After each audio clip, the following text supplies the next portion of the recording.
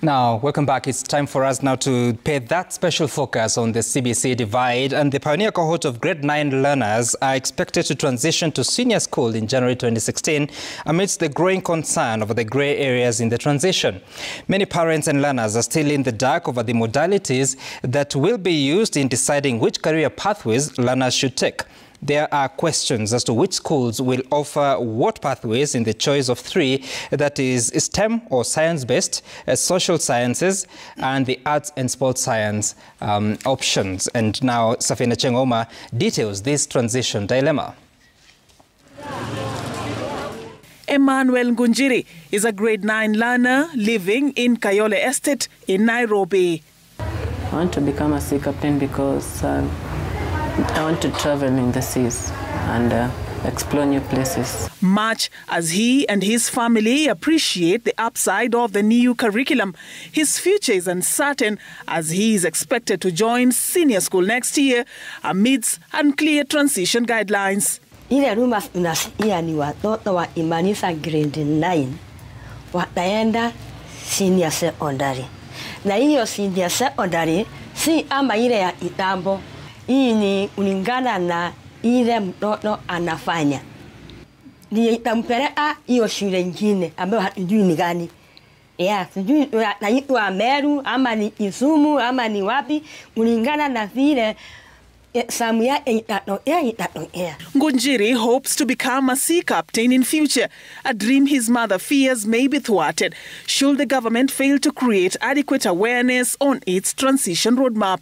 Wanaenda aji ama inaenda waaji. Juu sasa hatujaambiwa mtoto atamaliza hii, ataenda hii, atafanya hii.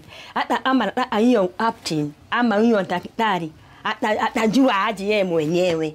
For now, I actually don't know. I'm just waiting for the government to decide on what the learners will go about to do.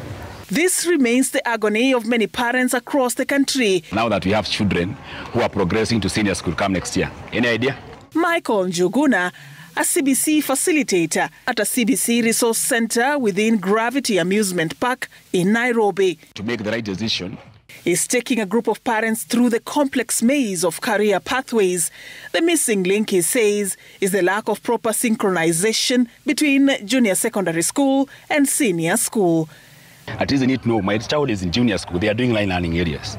Out of the line learning areas, if my child tells me to become an engineer, now I'll be starting having a discussion with my child, how is the child doing in engineer-related learning areas, so that they end up picking the engineer. A significant aspect of the CBC implementation strategy is the insistence on parental engagement in learners' education outcomes.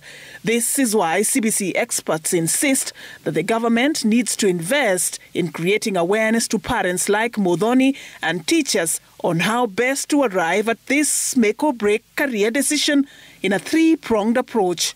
These three people should come to an agreement, the teacher, the child, and the parent, and agree after basing the facts, maybe from the assessment side, from the child's opinions, maybe from his or her interest.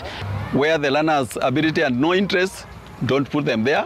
Where the learner's interest and no ability, do not put them there too. But where the learner has interest and ability, optimize.